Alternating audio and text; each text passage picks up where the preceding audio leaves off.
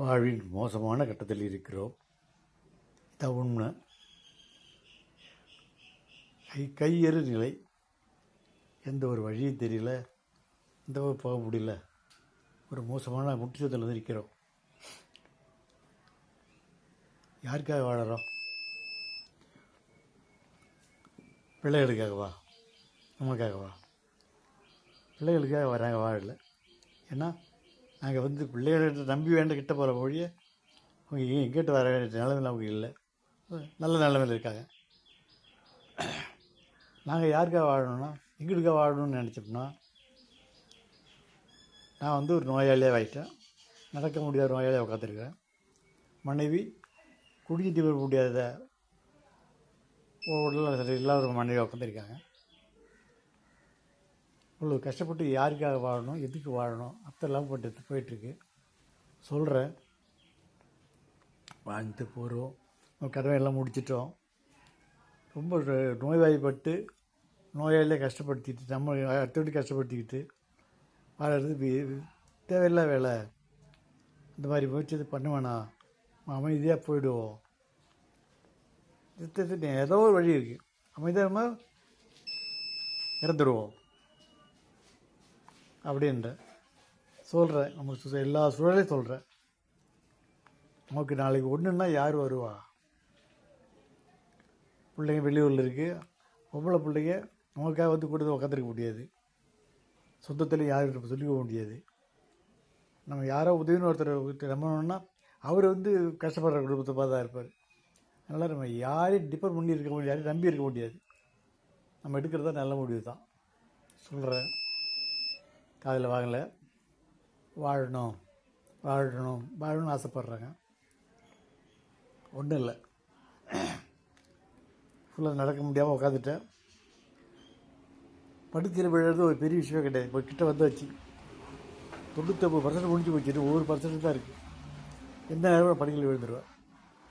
படுக்கை இல்லாமல் விழுந்துட்டுனா ஒரு நாள் என்ன பண்ண முடியும்? எனக்கு குடி தூக்க முடியுமா? எனக்கு அதை சேவை பண்ண முடியுமா? அது தேவையா? நீயே ஒரு நோயாளி, நான் முழு நோயாளி தான், நீ முக்கிய நோயாளி. இப்போ யாருக்கா வாழணும்? அந்த ஒரு புரிதல் பண்ணதுக்கு இல்லை. ஏட்டி போட்டி எப்போ போகிற இந்த சட்டை பேசுகிற மாதிரி பேசிகிட்டு இருக்காங்க. வாழணும் வாழணும், ஒன்றும் பிரச்சனை இல்லை. எல்லா வேலையும் முடிச்சாச்சு. யாருக்கும் அந்த பிரச்சனையும் இல்லை. அமைதியாக சாப்பிட்டு படுத்துட்டு வேலை முடிஞ்சு போச்சு. அதுக்கு பண்ணி தயாராக இல்லை. இப்போ எனக்கு இப்போ உள்ள வருத்தமே, அடுத்து சரி எப்படி உனக்கு வாழணும்னு ஆசை இருக்க, நீ வாழ்ந்துடு, என்னை விட்டுடு. என்னை வச்சுட்டு நீ கஷ்டப்படாதுன்ற அதெல்லாம் முடியாது. வாழணும்னு நினைத்த நீ வாழு, முயற்சி பண்ணு. என்னை விட்டுடு.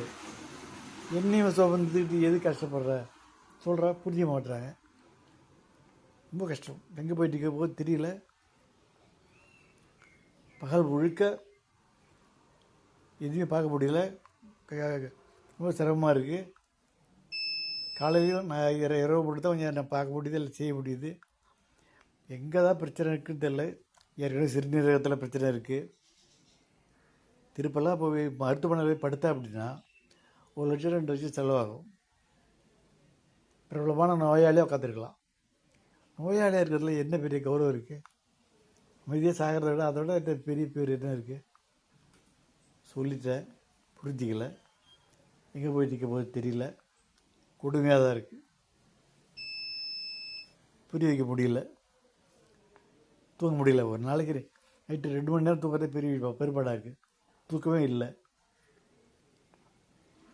இது 6-7 மாதமாக நான் சோப்பு போட்டு நான் குளிக்கலை.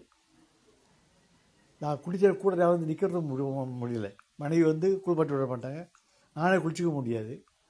இப்படி எதுக்கு வாழணும்? உண்மையான நிலைமை அவங்களுக்கு தெரியும். அதை ஏற்றுக்க முடியல. நான் தயாராக இருக்கேன். ஒரு நாளையும் உட்காந்துட்டு இருக்கேன். எவ்வளோ நரகம் தெரியுங்களா? அது அனுபவிச்சாதான் தெரியும். எங்கே போயிருக்குன்னு தெரியல. சிரமம்தான்.